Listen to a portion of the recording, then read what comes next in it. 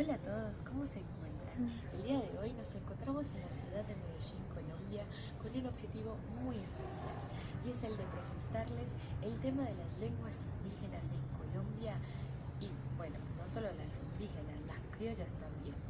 Para eso tengo conmigo a dos interlocutoras maravillosas, María José Rubiano, que nos va a presentar el tema de la clasificación de las lenguas indígenas en el país y un breve recuento de la situación de estas en la actualidad. Y a Valentina, por otro lado, Valentina Quintero, que nos va a presentar el tema de los préstamos del Muisca y de las lenguas criollas en general.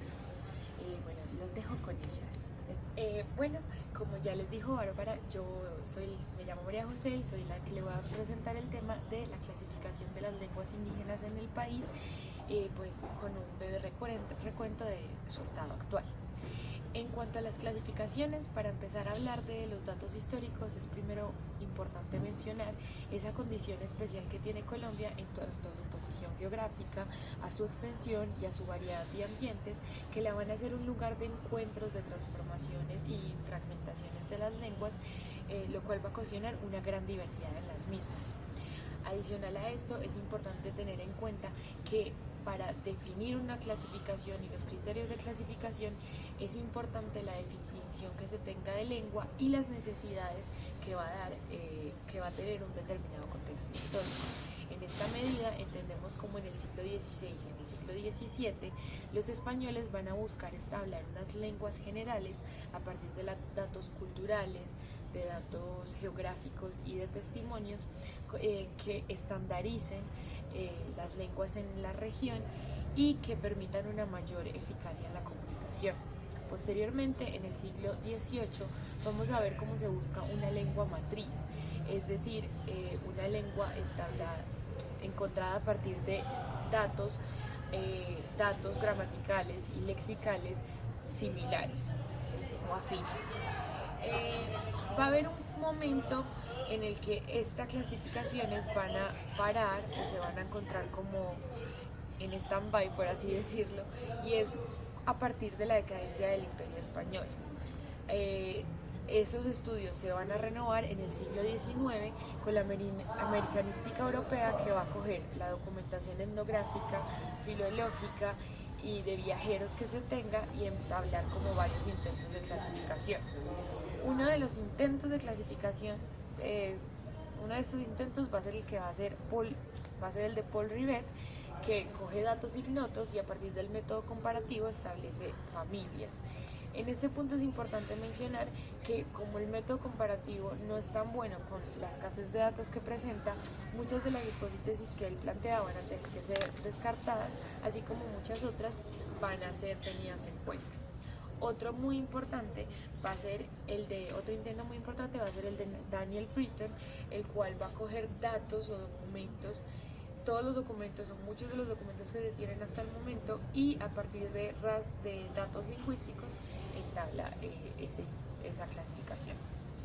Bueno, actualmente las clasificaciones que se tienen van a ser no genéticas, o que se buscan no son genéticas, es decir, no buscan como volver a un estado original de las lenguas, sino que van a buscar en los elementos internos las diferentes formas de agrupación. También es importante mencionar una clasificación que es la que hace Lukotka, que es la más detallada y la más completa de las lenguas originarias de América del Sur que se tiene hasta el momento. A esa clasificación se le hacen diferentes como arreglos, diferentes autores le van a hacer arreglos, pero se utiliza como base hoy en día para muchos de los estudios que se tienen. Adicional a eso es importante, entonces en cuanto a lo tipológico vamos a establecer que, teniendo en cuenta solo las lenguas vivas con asentamientos en el país, hay 65 lenguas pertenecientes a 14 familias lingüísticas diferentes. Y bueno, en cuanto a los estudios lingüísticos, es importante mencionar la deficiencia de estudios gramaticales que se tienen. También hay otro tipo de clasificación, que es la topológica, y que a pesar de ser externa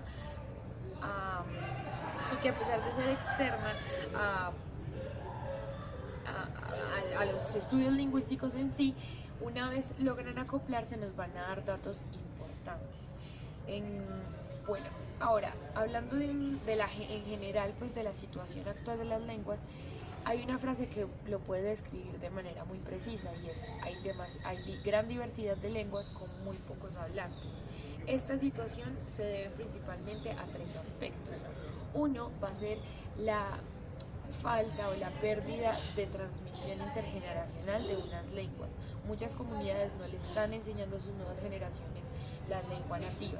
Otro es la escolarización, dado que a partir de un nivel los hablantes de estas lenguas solo reciben la educación en español, la lengua dominante, y los medios de comunicación, que son una presencia cada vez más constante en la vida de las personas y que donde la presencia de las lenguas nativas es casi nula.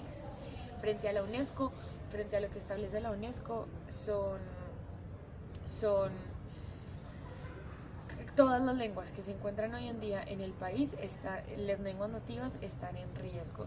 Para contrarrestar esta situación es importante, sin embargo, tener en cuenta que la voluntad que se tiene por recuperarla o mantenerla de los hablantes es fundamental.